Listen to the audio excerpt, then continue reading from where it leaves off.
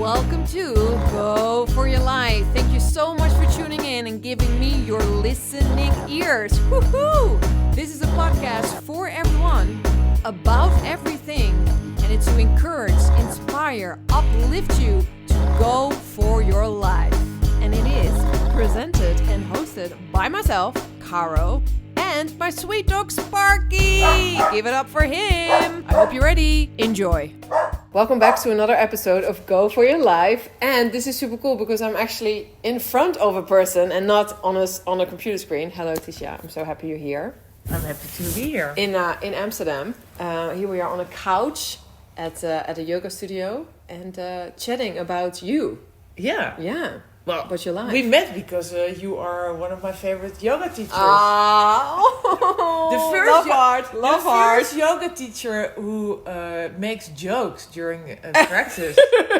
Wow. Yeah. I love that. That's something else. Yeah. Yeah. And then you also, I just really loved your vibe and I loved connecting with you. And then I learned your story, and your story is quite, a lot more serious than jokes. So you were kind of a whistleblower in a very horrible story, what happened to you a long time ago, and you wrote a book about it. So I'd love to, I also want to give people a trigger warning for this episode, because we're going to talk about some really serious things, sexual abuse, that kind of stuff. So just really want people to know, so if you're listening, know that that's what we're going to be talking about. I just like to, that's really kind of how I, as you were just saying, chop, chop, chop, that's how I am. So I like to dive straight in. So first of all, let's talk about your book. So you wrote a book about your story, and the book is out, when did the book come out? The book came out, it's called Close Up. It came out exactly 3 years ago. Wow. Yeah. Okay. And it's about my story, like what you said. I worked as a model from really of a young age. I think I started when I was 15. And when I was 18, I was asked to go to Paris by a modeling agent. And he was like, it was in the 90s. I'm 50 now, so it's a long time ago. It was in 1991. And he asked me to come to Paris. His name was Jean-Luc Brunel. And he was this hotshot in the fashion industry. And he also invited me to stay in his house. And my own modeling agent, that was a woman, by the way, said, it's really only for the special girls, and you should go there. And he's going to take care of you, and you're going to be fine and safe. So I went there. I stayed there for a week. And during the day, it was like all business, modeling jobs and castings and how it's supposed to be. And during the evenings he changed. He changed into a predator, and so there was a lot of sexual harassment during the weeknights, but I was 18, and I really thought that I could handle it. And that's maybe really naive, but at that time, I thought he was smaller than me because I'm really tall, and he was a small French guy, Brunel, and so I thought, I can handle this guy. I pushed him away once, and but then the last night of my stay, he gave me a drink. We went out, and then afterwards he gave me a drink to say cheers to my career. And I think about 15 minutes later, I became really dizzy. Had the feeling that I had to throw up, and the whole room was like turning. And I remember that he pushed me on his bed, and that he was on top of me, and he ripped my clothes. And then, I remember that he penetrated me, and after that I blacked out. So the next day I woke up in his bed. And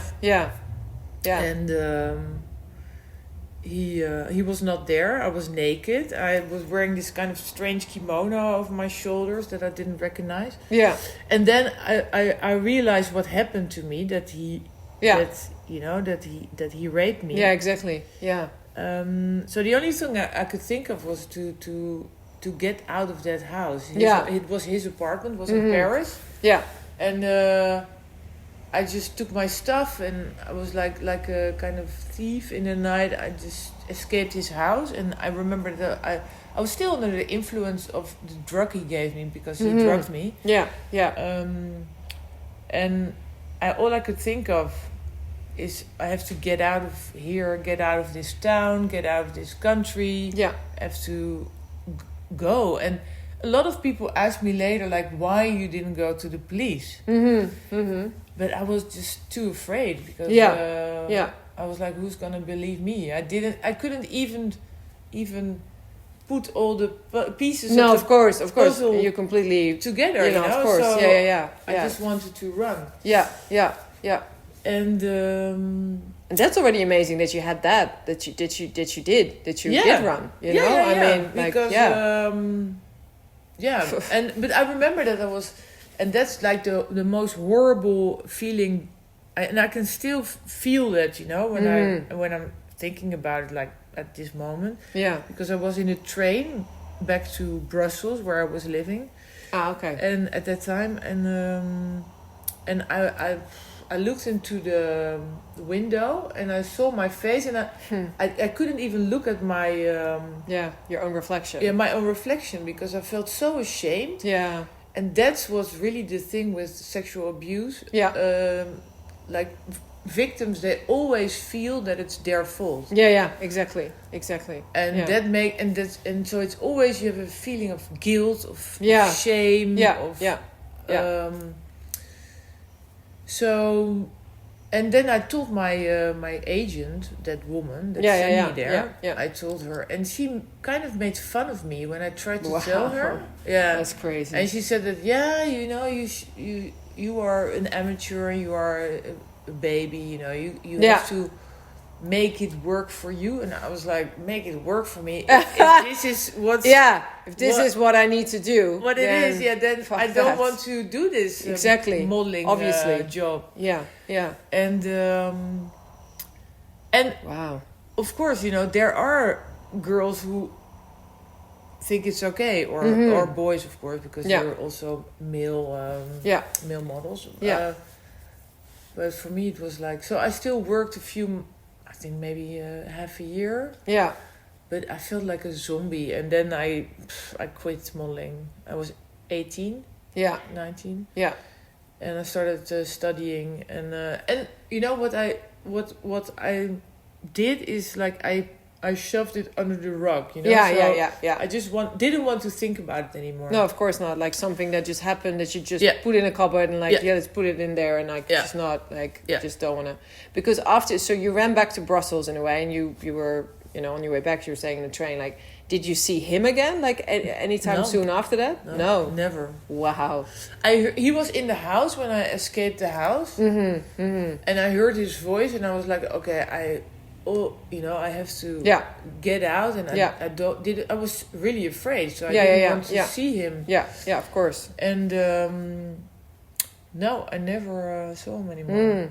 No. Wow, that's crazy. No. Right? What a crazy. Yeah. And like, so do you feel was it really because of this experience that you also wanted to stop modeling? Because in a way, modeling became this tainted thing. Yeah, it was tainted. I was like, and I still did some modeling work when I was studying, but I was never depending on it. Yeah. So I did it because it's a really easy way to make money. Yeah, of course. But it lost its appeal. But do you feel like, because when I heard your story and also read the book, I haven't read the book fully because it's a very big book, so I'm like, I think 3/4 through now. Such a good book. It's in Dutch, right? Isn't it? It's only in Dutch. Yeah. So if you one day maybe there'll be an English book out. But if you're Dutch and you're listening, you have to read this book. Yeah. But what I felt also, like, he destroyed your career. Like, he also destroyed your dream. Like, do you feel, was it really your dream to be, it was, you know? my dream since I was like a really young girl, because I don't know. My mother died when I was really young, and Mm-hmm. my father and me, I was an only child, so we were always together. And he was working a lot, and he did it all by himself, like raising me. But I was always looking at these images in magazines and thinking like, oh wow, they have this really beautiful life, those models are smiling. And it's like completely stupid, but it's really naive to think that. But I was like, but you're idolizing it. Yeah, idolizing it. I was like, I want to live that life, that dream life. But so I always had this dream, and it was shattered. Yeah, exactly. Shattered. Yeah. By this one little man. Yeah, it's crazy, right? Well, it was because of that, and also because I also suffered from an eating disorder, because you have to be so skinny, and it's like, you cannot. You have to wear this size, and otherwise you cannot work. So exactly. Of course, there were more things, that bothered me, that didn't feel right. Yeah, exactly. So but the dream was gone. Yeah. Oh, it's crazy. 'Cause that's what I find so crazy about, and so another thing that I was really interested in, you just said so this woman kind of made fun of you, the agent. Yeah. It's were more people, when you expressed it to people, was that the main reaction of people, or was there also some support? I was afraid. I had this boyfriend, but it was this really new love, and I was afraid to tell him, and I was feeling really ashamed. So sometimes during the years after it happened, I told people, but always this really kind of light version. I quit modeling because something bad happened, and all these guys, they're really obnoxious and horrible. So, and some friends of mine that are still in my life, they when they read the book and when they heard the whole story, they were kind of ashamed, oh, why, I blame myself that I didn't ask more. But I was completely shut off. Shut off. I didn't want to speak about it. So And in the years, did you have any therapy, or was that? Well, the first decade, I think, I drowned myself in partying and drugs. And just numbing yourself, getting away from it. I just wanted to not think of it, not feel. And for a while it worked. Of course. Temporarily it works. It always nips you in the butt, whoop. So I had therapy, but I wasn't really prepared to to process it also. It wasn't the time. It always worked, a little bit, and then when I was 44, I had this complete burnout, and I started therapy again, and then I had to tell my life story to the therapist. And I was like, rape, blah, blah, blah. And he was like, and sorry, also a lot of other stuff. And then he was like, okay, I think we're going to talk about what happened. Can you tell me more about what happened in Paris when you were 18? And then it was the first time I really started to talk about it, and how it felt. And and then I don't believe in coincidence. No. At that point, there was also the Me Too was all these stories from Harvey Weinstein, exactly. The victims. I recognized exactly what they went through. And I was like, hey, this is what happened to me. Exactly. It's about the abuse of power. And and I started to write about it, and those three things made me kind of really look at it, and hey, what happened to me, and how did it affect my life? Exactly. And then I felt really strongly okay, I want to meet him. So I tried to get in contact with him, but it didn't work. He never responded my calls. He was still working as an agent. Yeah. And then I started to. I worked as a. I make television programs, documentaries and stuff, and so I started to look at it from a kind of a professional view. Like, okay, then I'm gonna research him. Yeah. Like a documentary maker. Like a researching project. And then I found out that he had this whole online. I found so many stories about that he destroyed, that he did this to so many other girls. Yeah, yeah. And I tried to. And when you found that out initially, you get angry, right? Like when you saw I was really, really angry. Yeah, I mean, it's strange, because on one hand you find out that the thing, your darkest secret happened also to other others, other women. Yeah. So it also feels like it's not me. It's So there's a relief there as well. Like, okay, it's not just, and that's strange, right? Because it's also really painful and horrible to think that he did that to also others. Yeah. So it's a really mixed feeling. Yeah. But then I was like, okay, I wanna get this guy. That's it. My case was past the statute of limitations, so I couldn't do anything. Yeah. Because after 20 years, and it was at that moment it was 20. Not close to 25 then, I guess, or 20. 26 years. Yeah. And so I couldn't do anything. But then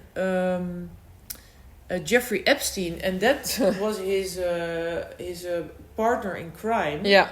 So Jean-Luc Brunel, the model agent, was he was the trafficker of the girls. Yeah. And for Jeffrey Epstein, I also met Jeffrey Epstein in 1991. At a party in his apartment. Crazy. So and then I knew hey, the guy's a this monster. is so big. It's really this huge conspiracy of rich guys who prey for young girls. Yeah. And then Jeffrey Epstein was arrested, and it was in 2019. Yeah. And it was really strange because I felt almost that somebody gave me a push. Yeah. Here you go. Like He's in jail now. Now is your time. Now to you have to talk. Yeah. So I told my story in so many media just to get attention to this story. Yeah. And I called the FBI. Yeah. Because they had this kind of hotline.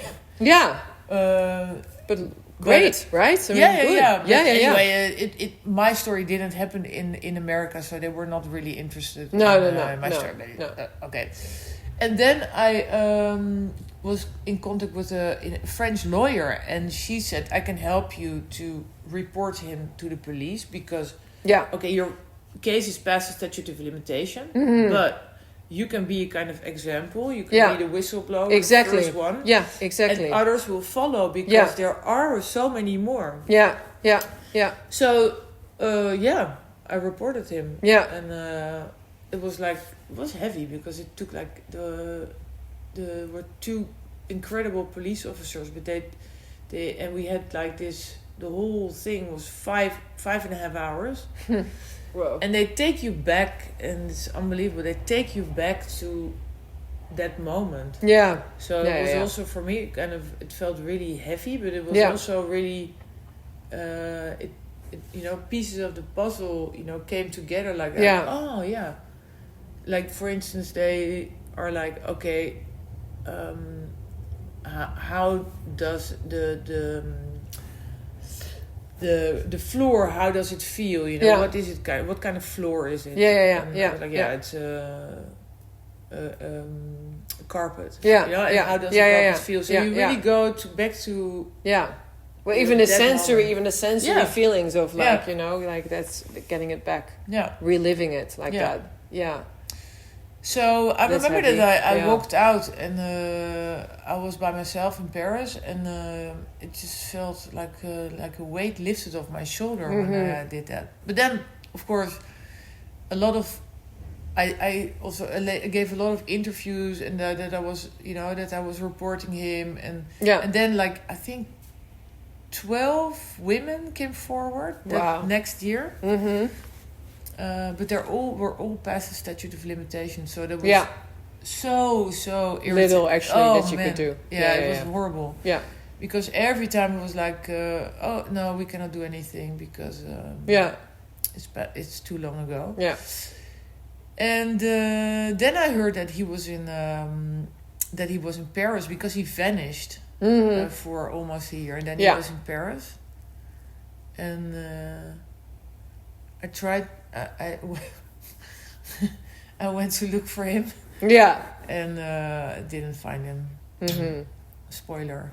Yeah. Spoiler alert. Did not find him. What happened, Went to try to find him. Find him. And the other women, were you in contact with them at all, or like did you? Yeah, well, some of them, but I also got a lot of messages from women that were also his victims, but didn't want to come forward. Yeah. And on one hand, that was frustrating, but on the other hand, I also understand.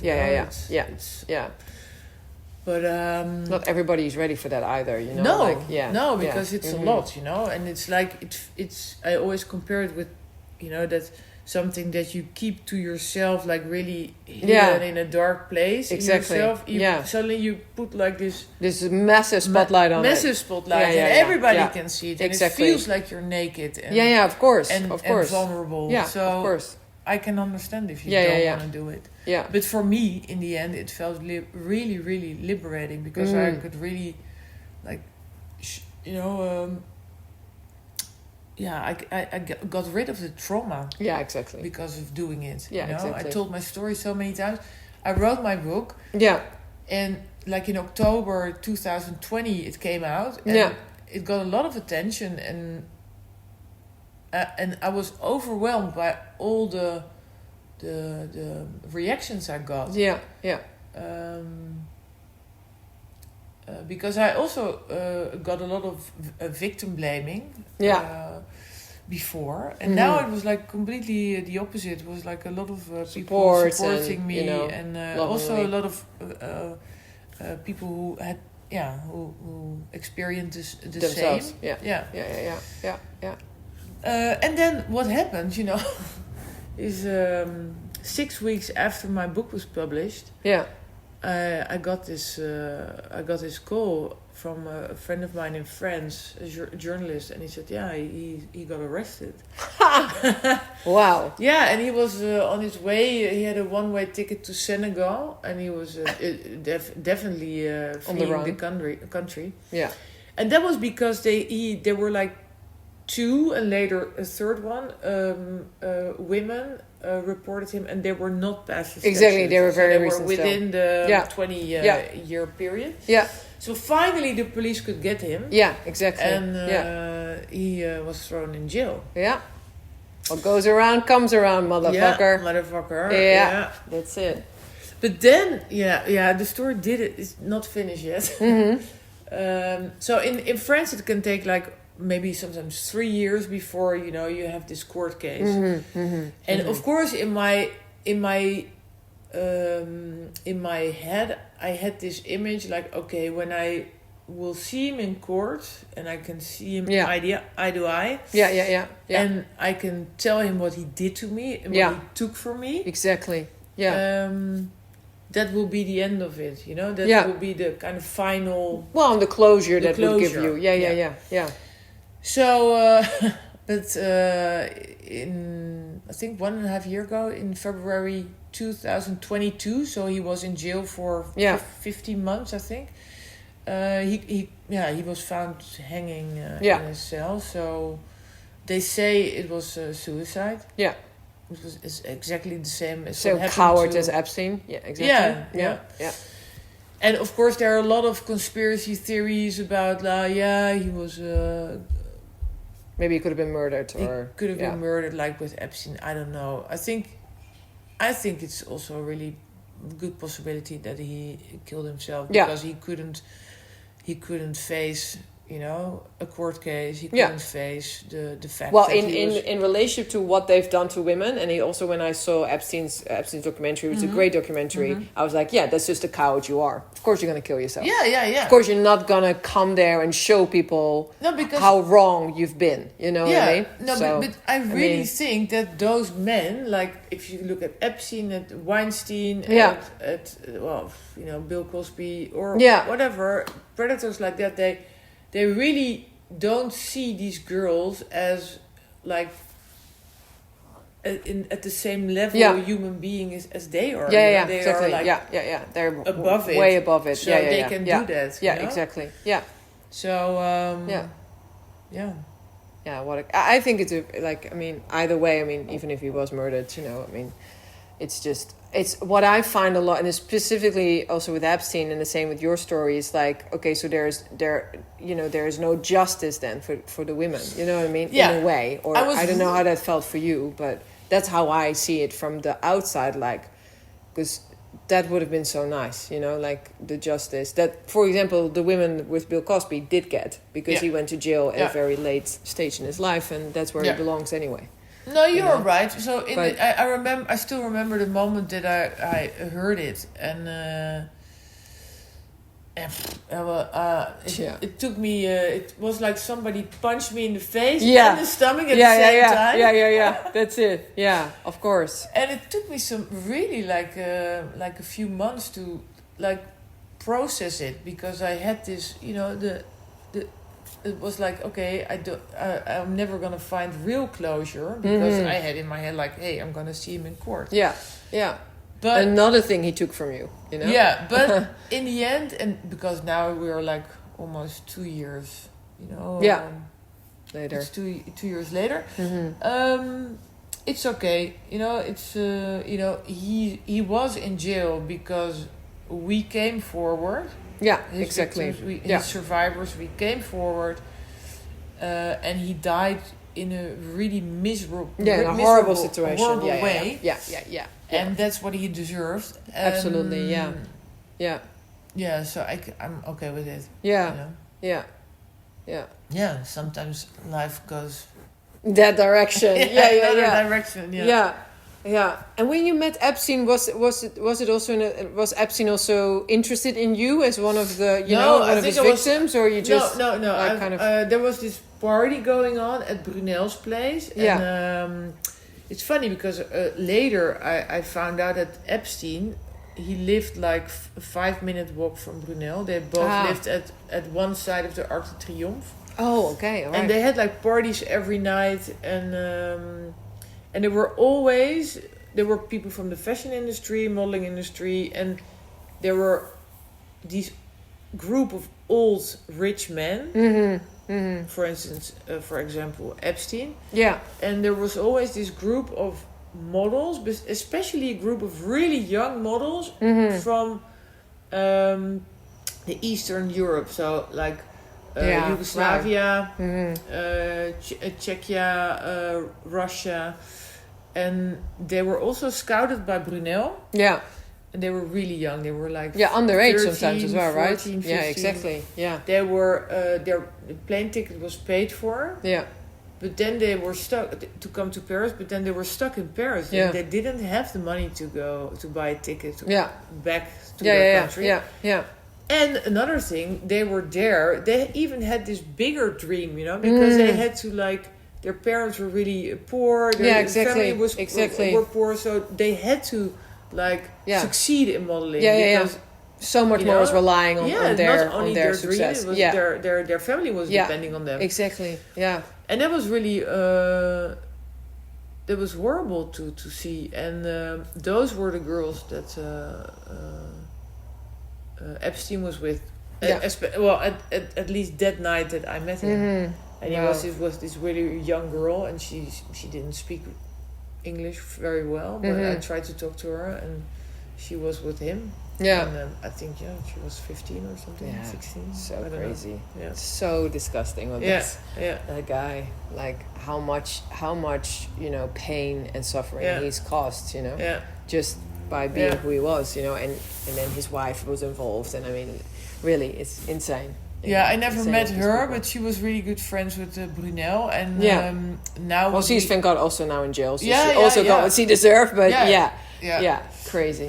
Crazy, because it was like he was like on top of the triangle, and then he had like Ghislaine Maxwell for her contacts, and Brunel was the one who arranged the girls. Yeah. That's Yeah. how it was. That was kind of how the chain works in a way. Yeah.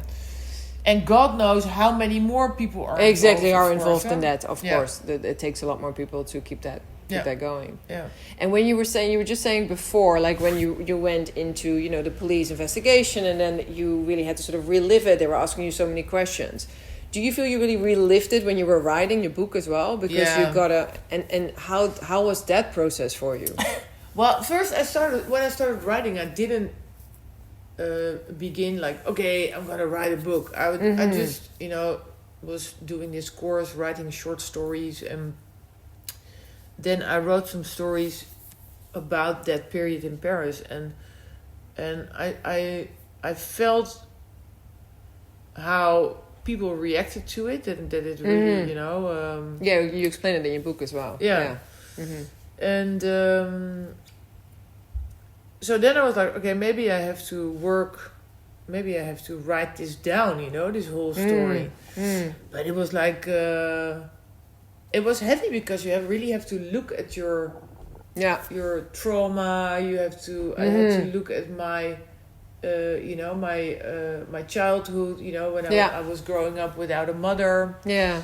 And it's beautiful to do, but it's not easy. No. So personal. Yeah. I think you made it also really, really personal, also with the photos, and like there's like photos of you and your mom, and like and your childhood, and you modeling and stuff. So it's like not only do we read the story that's really personal, like you made it very, very personal, and the way you write also, knowing you little, but like I've spoken to you, it's like you're speaking to me personally. Like it's really beautiful. That's I love a nice compliment. No, I really love that. Thanks. Because it's really like, wow, like I'm really, I have a moment with you, and I'm really going in it with you, which is a beautiful way of reading it. But I can also imagine that it's so painful to do that for you. I remember that my boyfriend, the love of my life, he told me so many times, because we were sitting at the same table at home, writing. I was writing and he was working at home, and he was like, "Yeah, your shoulders." And I was like, because I was sitting with my shoulders, really cramped up. Of course. That's totally. And, so tense. Yeah. So but it was okay, and I remember that because the first 2 parts of it's like the book is like 3 parts. One is like really my childhood. One is like the modeling period, and the last part of the book is about how I became a whistleblower and reported him, and what happened then. But then that was really strange, because it happened in real life, and I wrote it down right away. Sometimes I wrote it down like at night. So but there was also a way of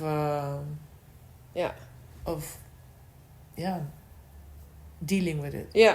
And it's interesting, of course, for your writing process, because a lot of it's in the past, and then all of a sudden I'm like, oh, this is the present now. So now I'm in the present. Like, oh my god.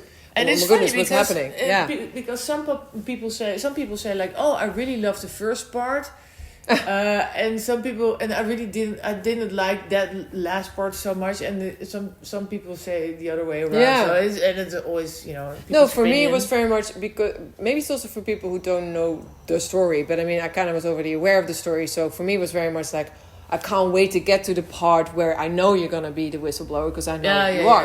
So in a way, but I think all parts are great. But that's kind of, I'm at the end now, so I really appreciate it, because I think it's a really amazing.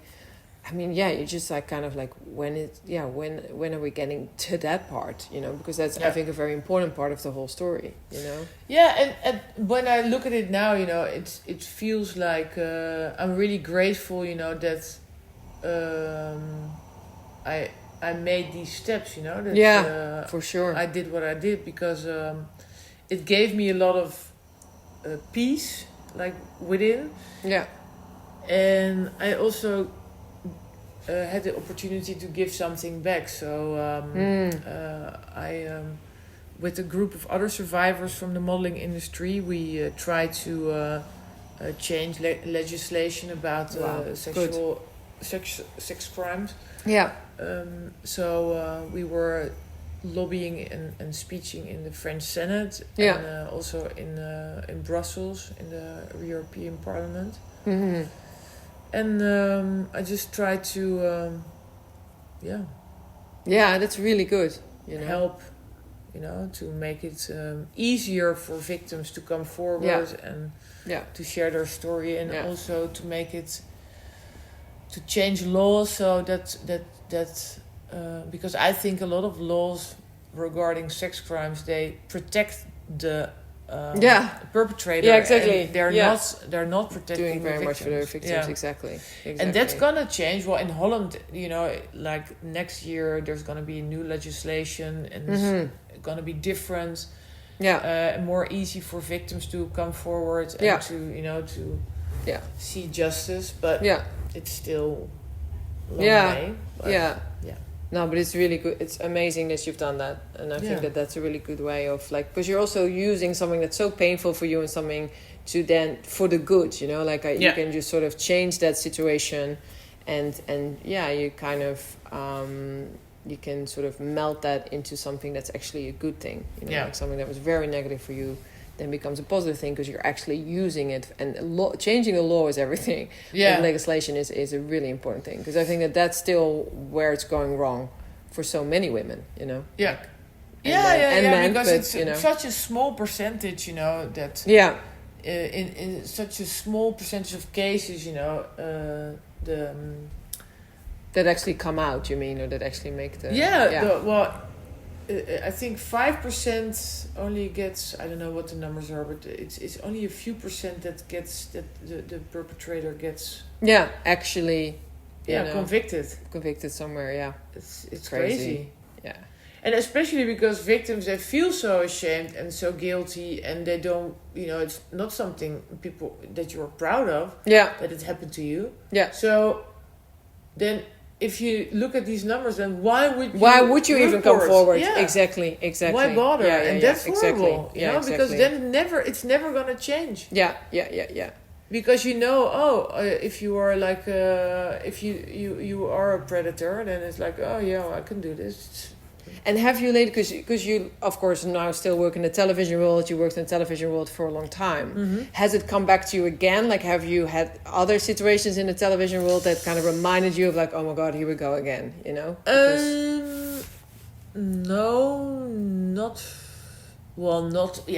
of course, but not really that horrible, not like really sexual violence, but more like that I've experienced or seen a lot of kind of abuse of power. Probably inappropriate comments. That's my god. That's just that's part of the life, right? Part of the job. Because what I was thinking as well when I met you and knew about your story, like in Holland we of course had The Voice, which was a big massive thing. I mean, everybody, even the people listening, know about it because it went all over the world. That we had people, young women also being abused in this television show. Well, it didn't surprise me at all. What did it do to you? Because I heard, I never worked for that program, but I heard during the years before it came out, I heard so many times stories about that program that were not okay. Yeah. Because it's crazy, right? Because if, for those of you who don't know, on that program there's 3 men in the whole show that all abuse women. So or at least allegedly there's a lot of stories that come out.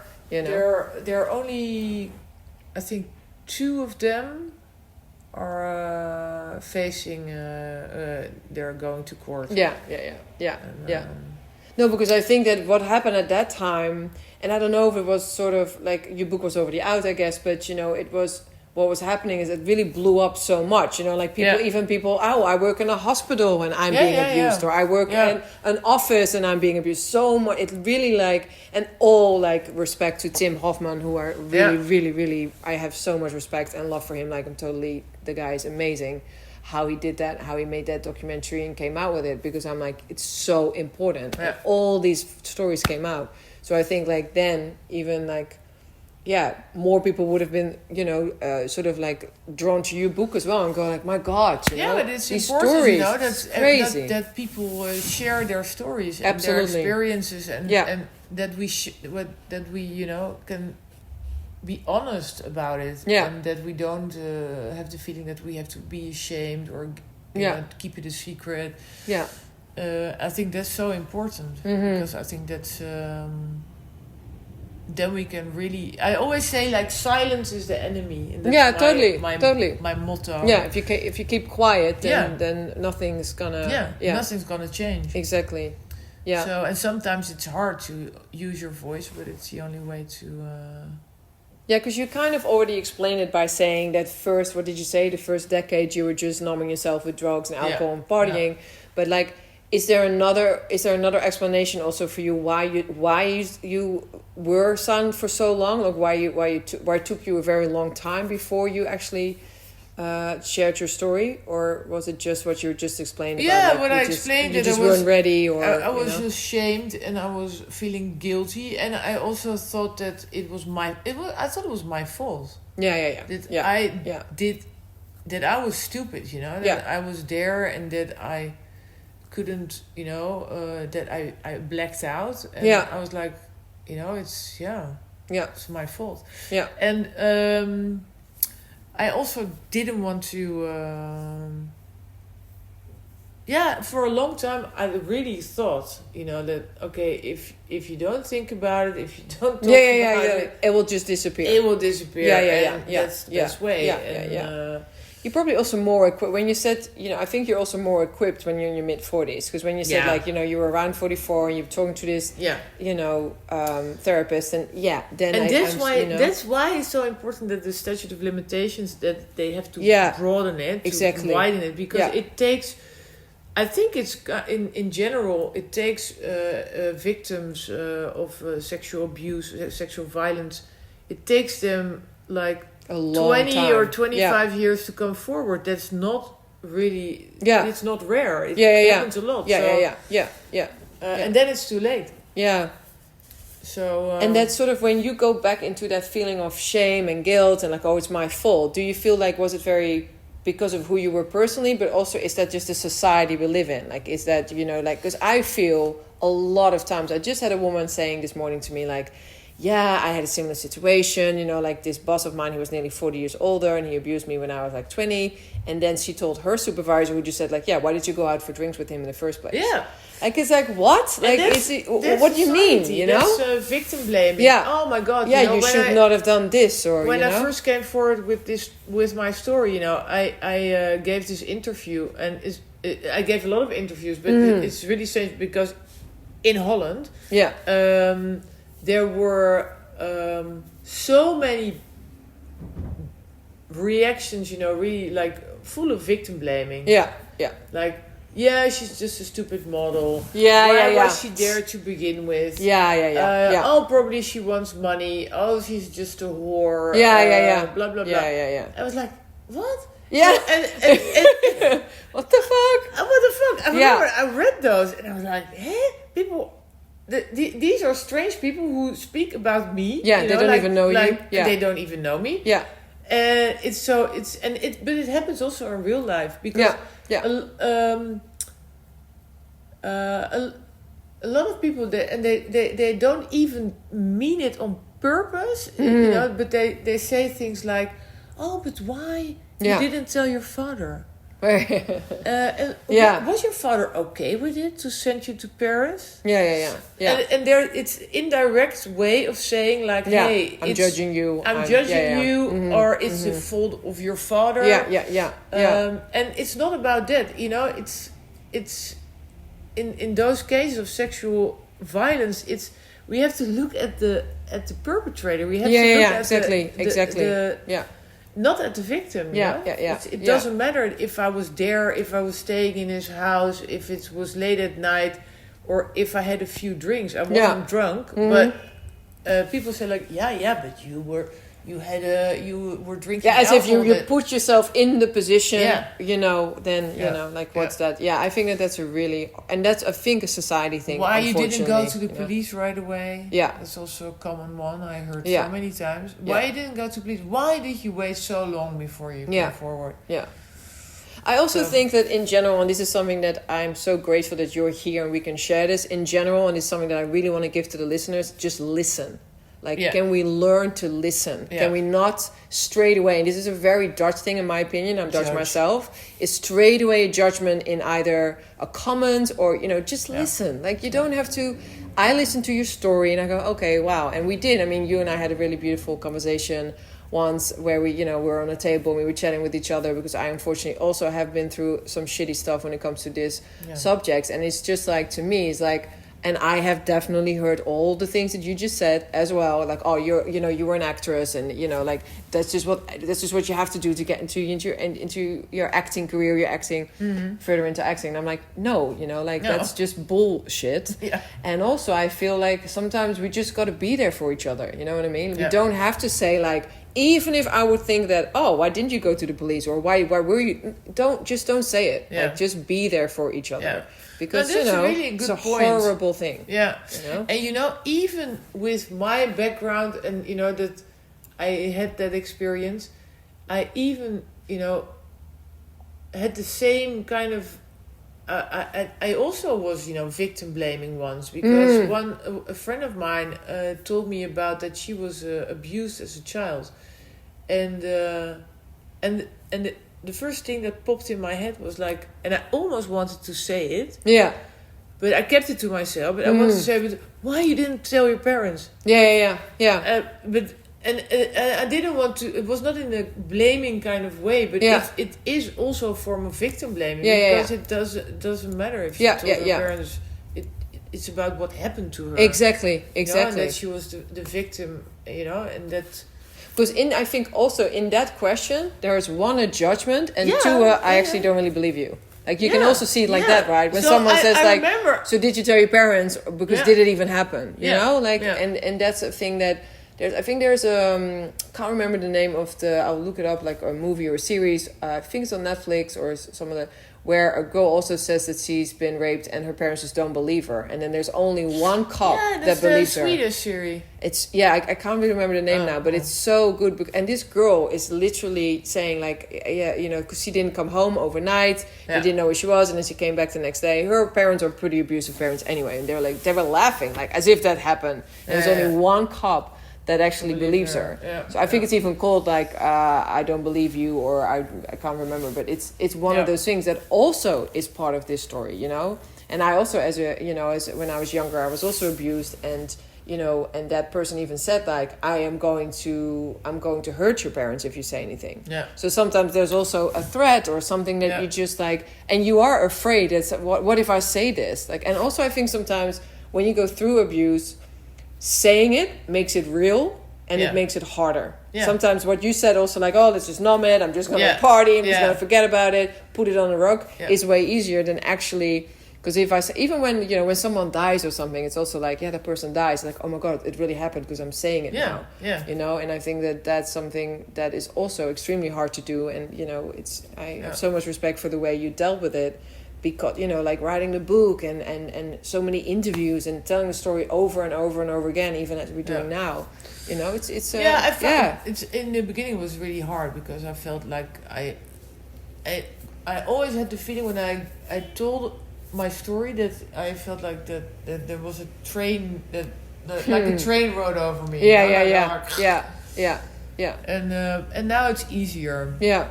To speak about it. Yeah, you can tell also the way you, and that's good also because it's just such an important story to share, you know, like it's so, because I'm sure it's still happening, isn't it, Thysia? I mean, still models are being abused, you know, every fucking day probably, you know. And that's the horrible thing, you know. I don't think anything really changed, you know. It's still going on, you know. Only maybe different predators. Yeah.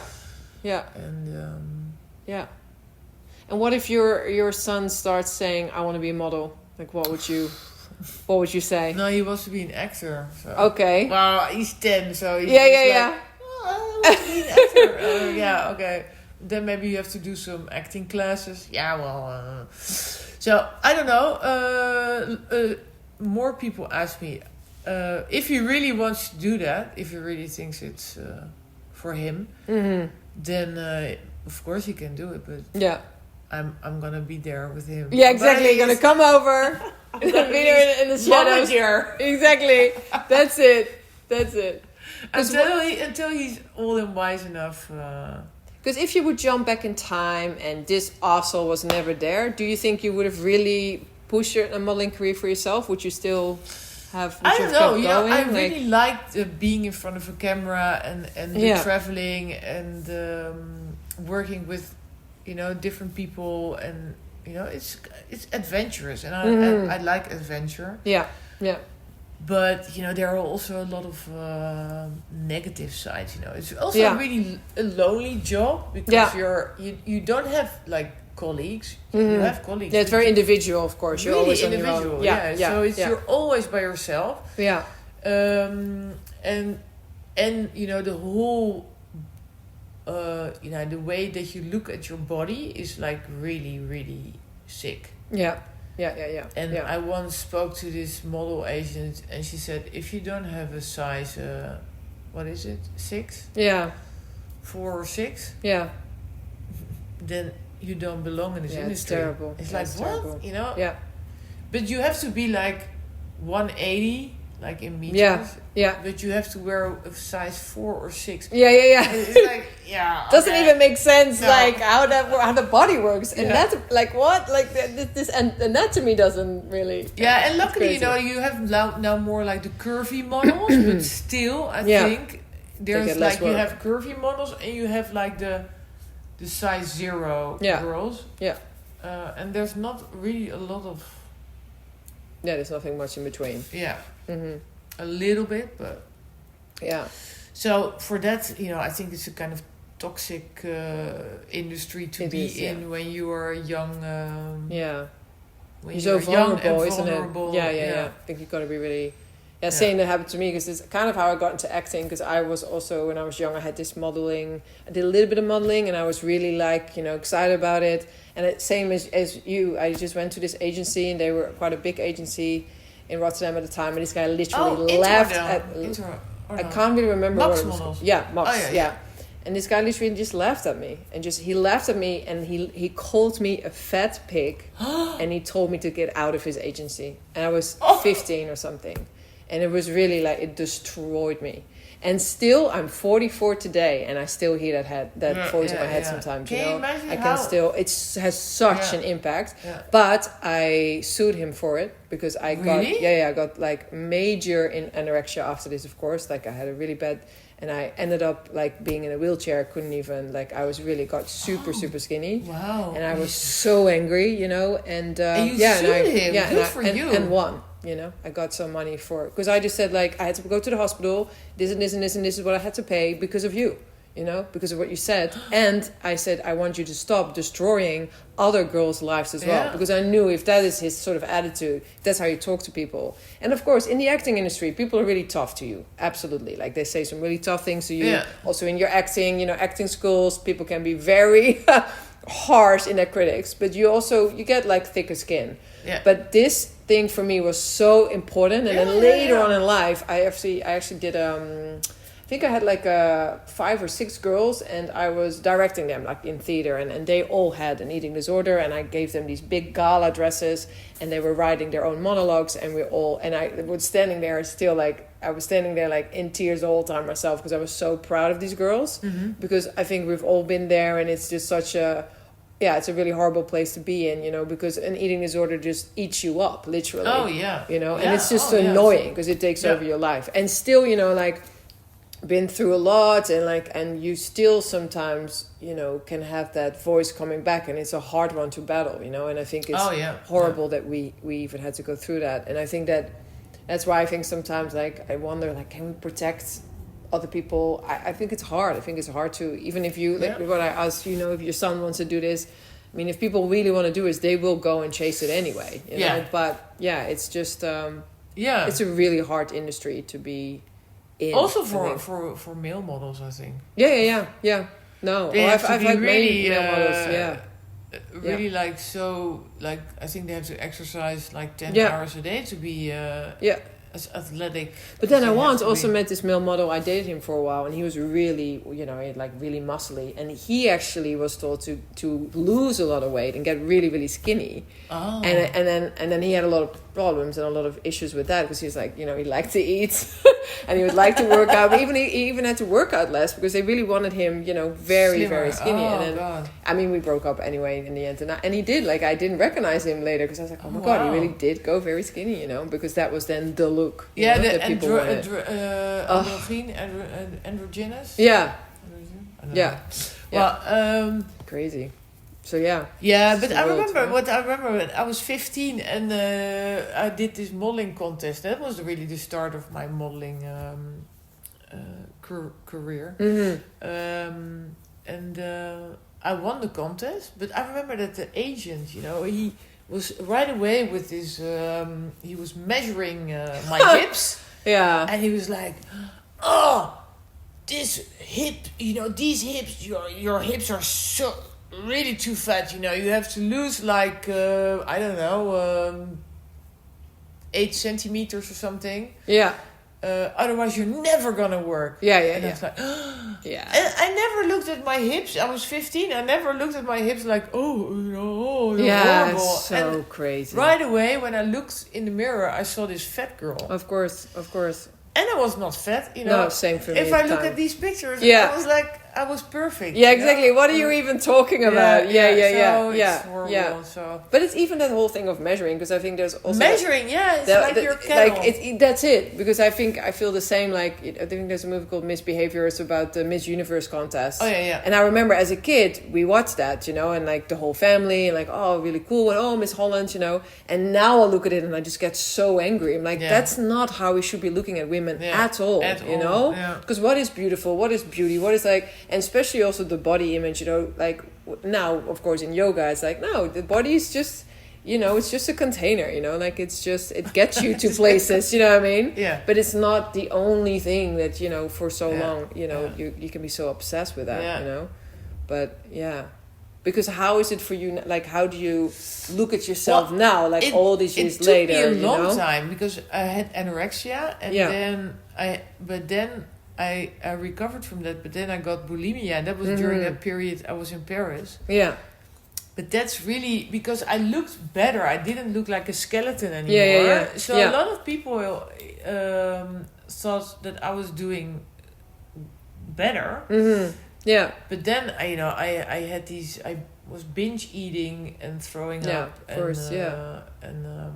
But I looked like more a normal person. Yeah. So that was like also a secret I had for years. Yeah.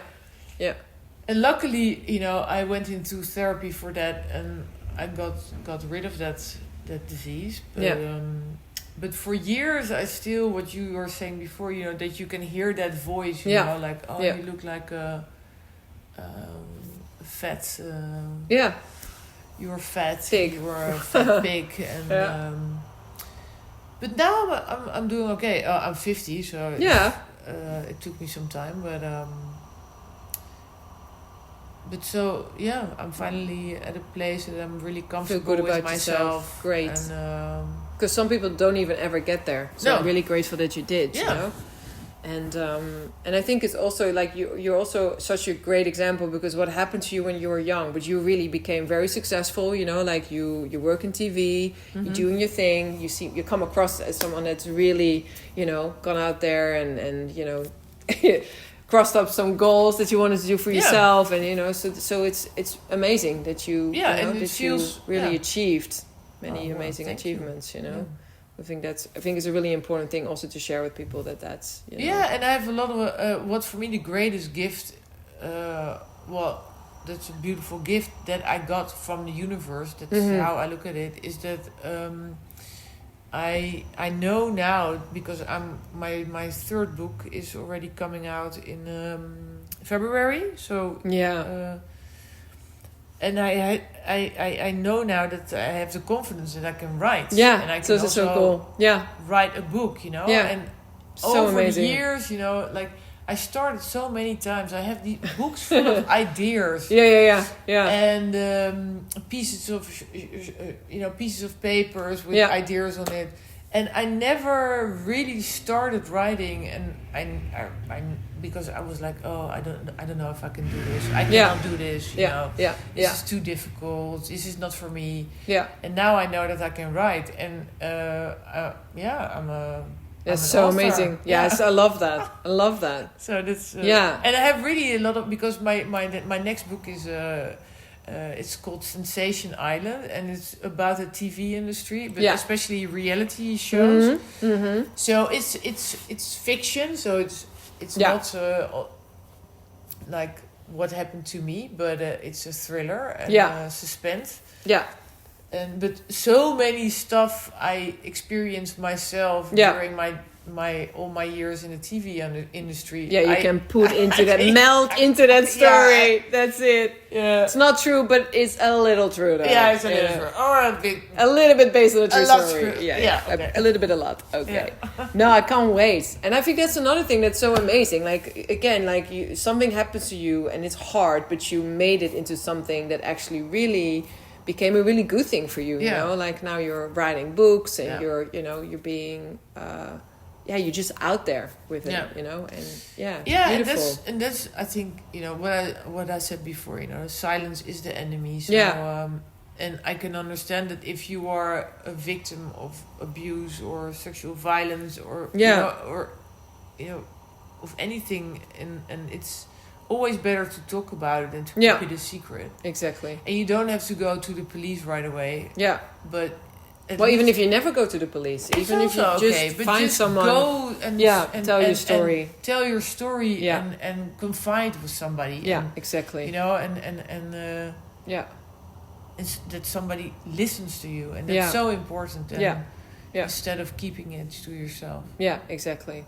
Yeah. And that's like, I think that's for everything in life. Yeah. It's the same. Yeah, because I think that's really good advice to give, you know? Yeah. Like to just, know that you can tell your story, you know? And if someone is telling you the story, listen. Yeah. You know? Just listen. Yeah. Listen to what someone wants to tell you, and specifically when it's that fragile and that vulnerable, and, you know, so... Yeah, I think it's a really good thing.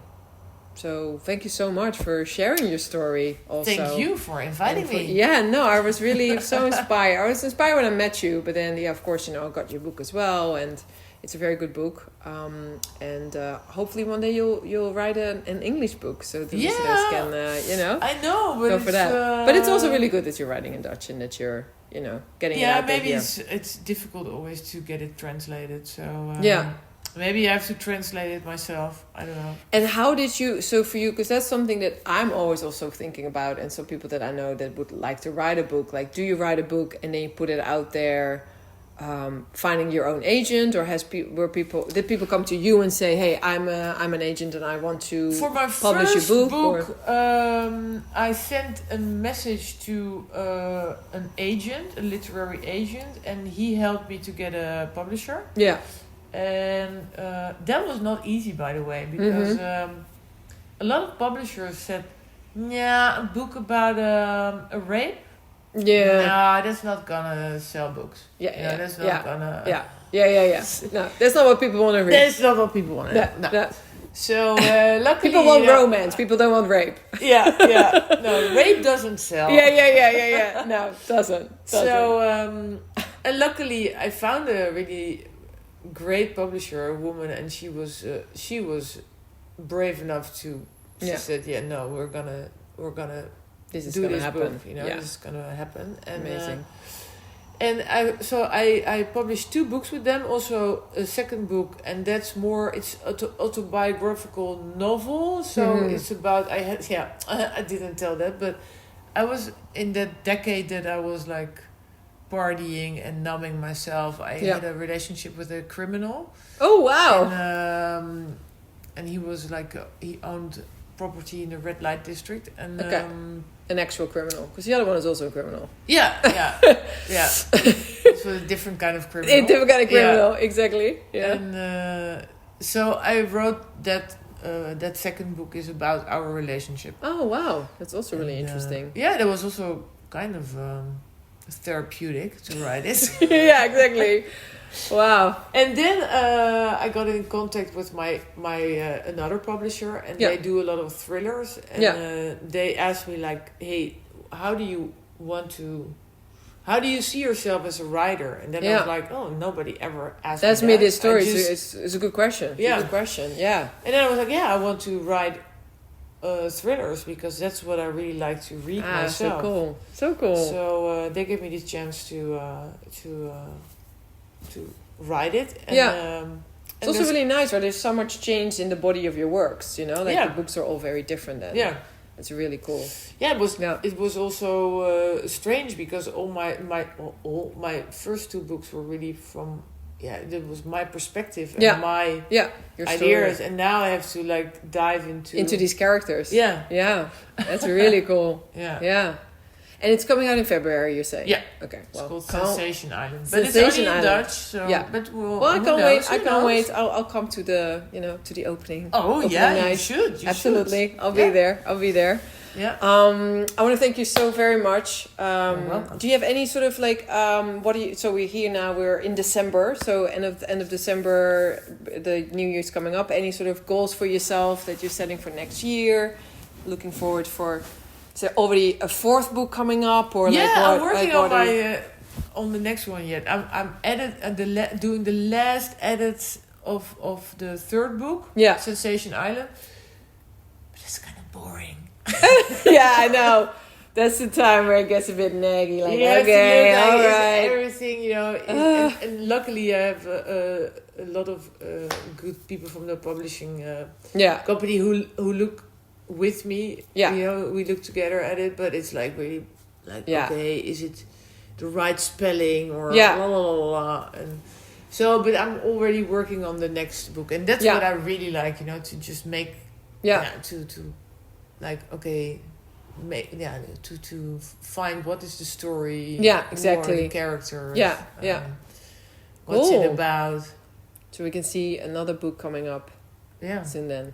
I hope in a year. Yeah. Cool. Yeah. Very nice. Well, I can't wait for more books, more stories, more catching up with each other, and having you in class is also always a pleasure. Yeah, so, I'll be back. Yes, really cool. Yeah. And for everybody listening, I'm sure you have a website or something, right? Or I don't have a website. Or Instagram. What I like is in Instagram you also share a lot of your journey there. You know, which is really it's very I do so grabbing and definitely. Yeah, so it's Thysia. Huisman. Yeah. We'll share it in the show notes, and a few other things we'll share in the show notes. Of course, also a link to your book, because some people are actually Dutch listeners, so they can go and get your books. Otherwise, we'll just have to listen to this podcast over and over. Yes, it's also fun. So thank you all so much for listening. You know the drill. Be good to yourself. Be good to others, especially the animals. Bye. Bye. Doei doei. Doei. Thank you all so very much for listening to Go For Your Life. I really appreciate it. And if you liked it, you know what to do. Please leave a review, leave a comment, share it amongst friends, do whatever you can do to support me and this podcast, because it is my life. Thank you very much, Miguel, for doing the editing. Thank you so much, Maria, for your beautiful designs. Thank you, Sparky, for being the best co-host ever. Thank you, animals worldwide, for your daily inspiration to keep me going, for always putting that fuel in me. Thank you so much, because we know the drill, right? Namaste, vegan. Go, go, go, go, go.